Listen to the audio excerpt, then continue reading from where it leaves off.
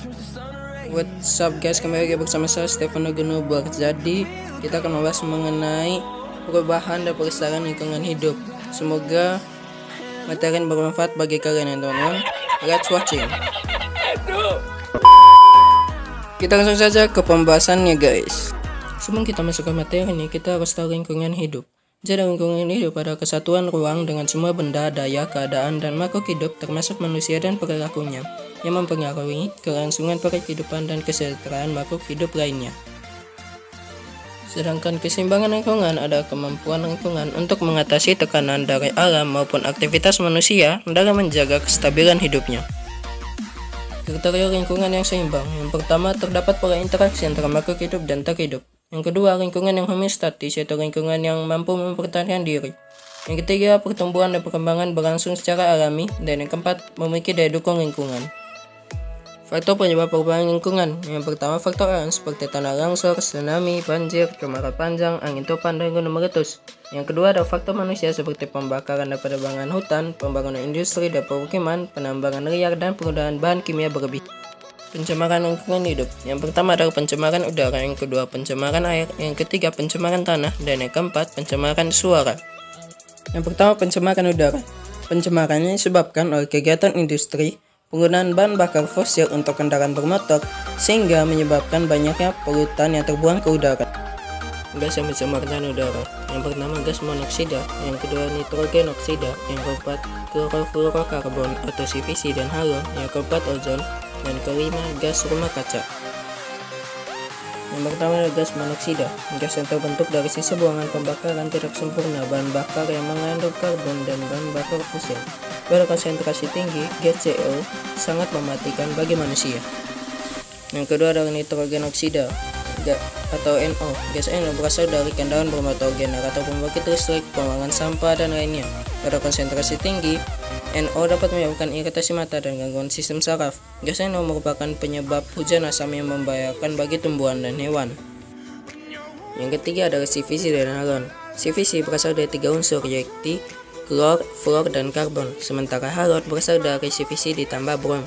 Gas CVC yang naik ke atmosfer dapat merusak lapisan ozon, sehingga menyebabkan tingginya intensitas paparan sinar ultraviolet ke bumi, sehingga memicu terjadi kanker kulit, kerusakan mata, dan matinya tumbuhan. Yang keempat adalah ozon atau 3. Ozon adalah lapisan stratosfer berguna untuk melindungi bumi dari paparan sinar matahari, sedangkan ozon yang terdapat pada stratosfer berbahaya bagi manusia. Jika berada pada konsentrasi tinggi, gas ozon dapat menimbulkan efek pusing dan gangguan paru-paru. Yang kelima adalah gas rumah kaca.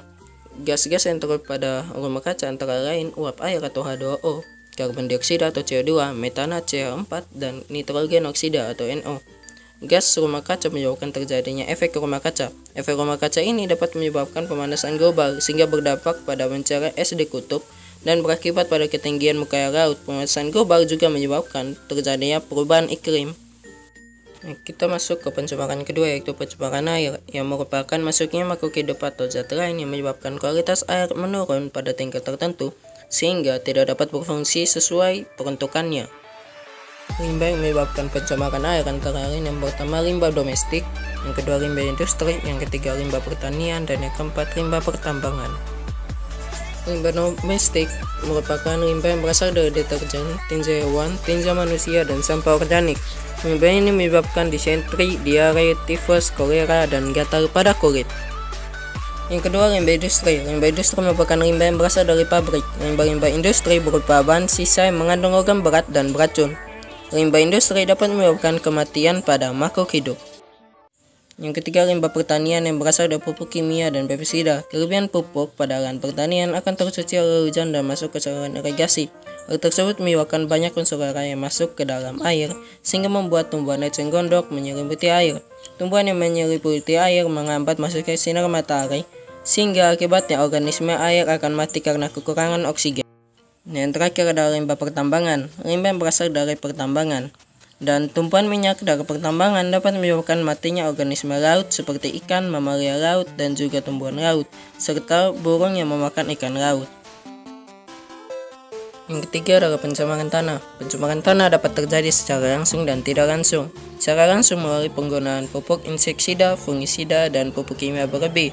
sementara secara tidak langsung melalui limbah domestik dan limbah industri yang diserap oleh tanah. Dampak negatif pencemaran tanah adalah mematikan organisme di dalam tanah dan mengganggu polaritas dan kesuburan tanah. Yang keempat adalah pencemaran suara. Pencemaran suara adalah suara yang tidak diinginkan, mengganggu dan merusak pendengaran manusia. Kebisingan dapat mengganggu kesehatan seseorang. Secara psikologis dapat mengganggu konsentrasi dan juga sakit kepala. Sekarang kita akan membahas mengenai akumulasi bahan pencemar dalam rantai makanan. Bahan pencemar yang sulit atau tidak dapat terurai di lingkungan dapat masuk ke dalam tubuh organisme ke organisme lain melalui rantai makanan. Pencemaran lingkungan menyebabkan rantai makanan terganggu. Misalnya, tumbuhan yang merupakan produsen makanan menjadi mati. Hal tersebut menyebabkan trofik yang terdapat pada rantai makanan menjadi terganggu. Sekarang kita akan masuk ke penanganan limbah. Sebelum itu kita harus tahu bahwa limbah terbagi atas 3, yaitu limbah cair, limbah padat, dan juga limbah gas. Yang pertama kita akan membahas mengenai penanganan limbah cair. Dalam menangani limbah cair terdapat penanganan secara teknis maupun non-teknis. Teknis dilakukan berdasarkan landasan hukum, sosialisasi, dan penyuluhan. Sementara teknis melalui penyediaan sarana, prasarana, monitoring, dan evaluasi. Yang pertama adalah sistem penanganan limbah cair domestik. Limbah cair domestik ada yang berbahaya, ada juga yang tidak berbahaya. Tidak berbahaya misalnya air cucian beras dan sayuran. Pada bagian ini kita akan membahas mengenai penanganan limbah tinja manusia.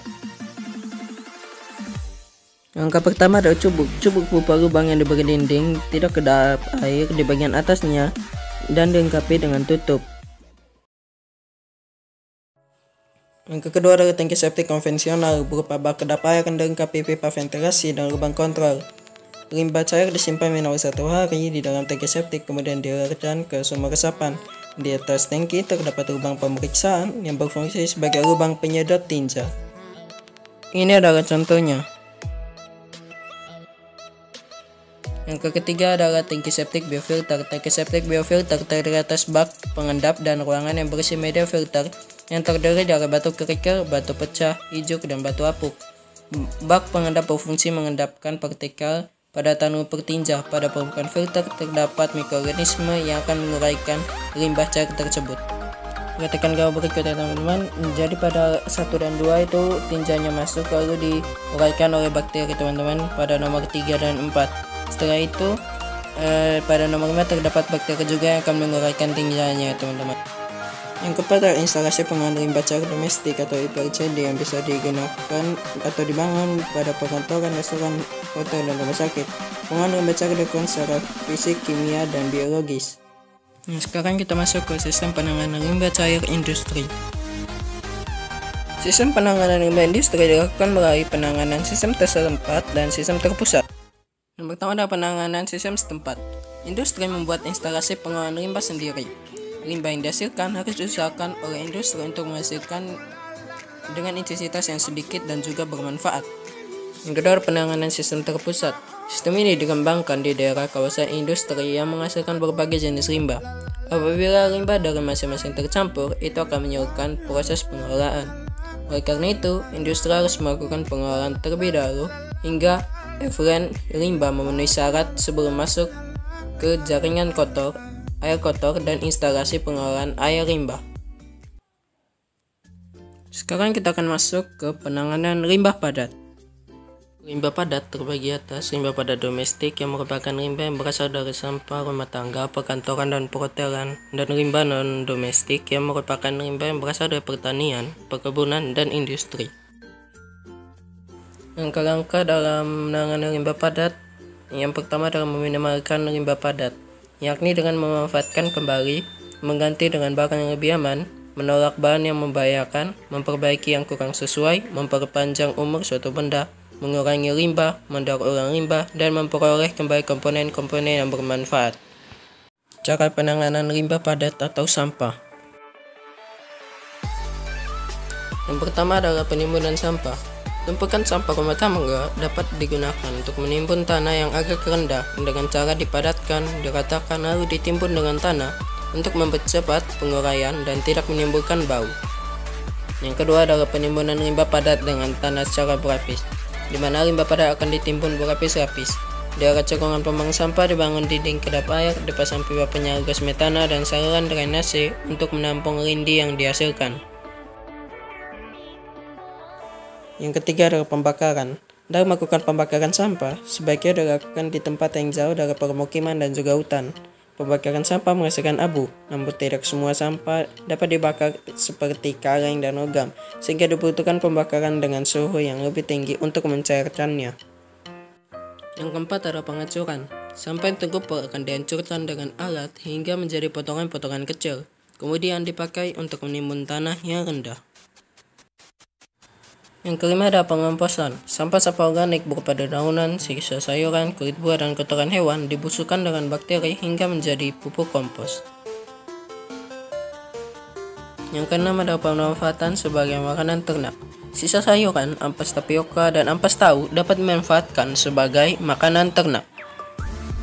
Penanganan limbah gas. Yang pertama adalah filter udara. Filter udara dipasang pada cerobong untuk menyaring kotoran. Filter udara harus dikontrol secara rutin. Jika filter sudah penuh dengan debu, maka filter harus diganti. Yang kedua adalah pengendap sikron. Pengendap sikron merupakan pengendap debu yang terdapat dalam gas buangan atau udara di dalam ruangan pabrik yang berdebu. Prinsip kerja pengendap sikron adalah memanfaatkan gaya sentrifugal dari udara atau gas buangan yang sengaja dihembuskan melalui tepi dinding tabung sikron sehingga partikel yang relatif berat akan jatuh ke bawah. Ini adalah contohnya teman-teman. Yang ketiga adalah filter basah. Prinsip kerja filter basah adalah membersihkan udara yang kotor dengan cara menyemprotkan air. Debu akan jatuh ke bawah saat mengalami kontak dengan air. Yang keempat adalah pengendap filter gravitasi. Pengendap filter gravitasi hanya dapat digunakan untuk membersihkan udara kotor yang partikelnya relatif berukuran besar. Prinsip kerja alat ini adalah mengalirkan udara kotor ke dalam alat yang dibuat sedemikian rupa sehingga saat terjadi perubahan kecepatan secara tiba-tiba, partikel akan jatuh terkumpul ke bawah akibat gaya gravitasi. Ini adalah contohnya teman-teman. Yang kelima ada pengendap elektrostatik. Alat ini digunakan untuk membersihkan udara kotor dalam volume relatif besar dan kotoran udara berupa uap air. Alat ini dapat membersihkan udara secara cepat. Udara yang keluar dari alat ini relatif besar. Penanganan limbah bahan berbahaya dan beracun atau B3. Limbah B3 berasal dari yang pertama industri berupa senyawa kimia yang terlepas ke lingkungan. Yang kedua rumah sakit berupa suntik yang sudah terkontaminasi dan obat kadaluarsa. Yang ketiga, dari rumah tangga berupa pemutih, deterjen, pembasmi nyamuk, racun tikus, dan lain-lain. Dan yang keempat, pertanian berupa insektisida dan pupuk.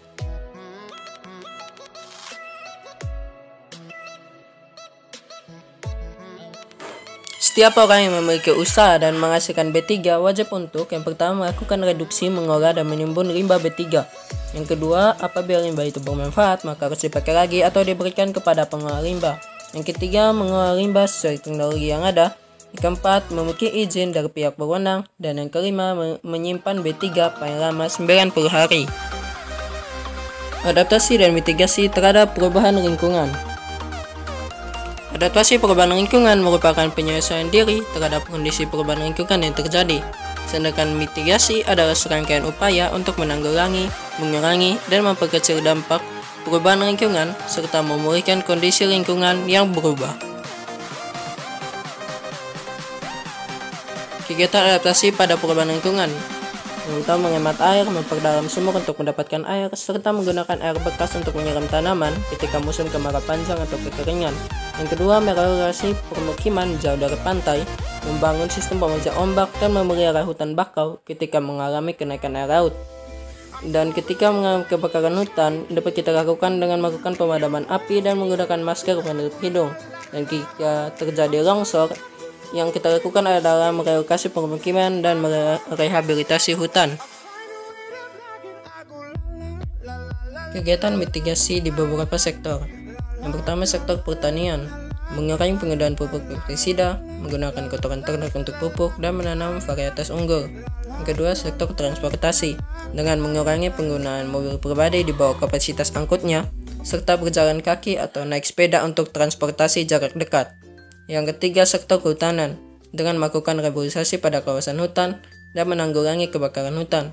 Yang keempat, sektor energi dengan memanfaatkan energi yang dapat diperbaharui seperti panas bumi, angin, surya, dan biomasa. Yang kelima adalah sektor pengolahan sampah dengan mengurangi jumlah sampah, menghemat pemakaian kantong plastik, dan memilah sampah untuk didaur ulang. Yang keenam, sektor tata kota dengan melakukan penghijauan, memperluas area resapan air, serta memperbaiki saluran air. Yang ketujuh, sektor pendidikan dengan memberikan penyuluhan dan perhatian kepada pelajar terkait dengan pelestarian lingkungan, serta mengadakan kampanye mengenai peduli lingkungan. Sekian video dari saya mengenai perubahan dan pelestarian lingkungan hidup. Jangan lupa like, komen, dan share ke teman-teman kalian. Bawa fan aja video ini. See you in next videos.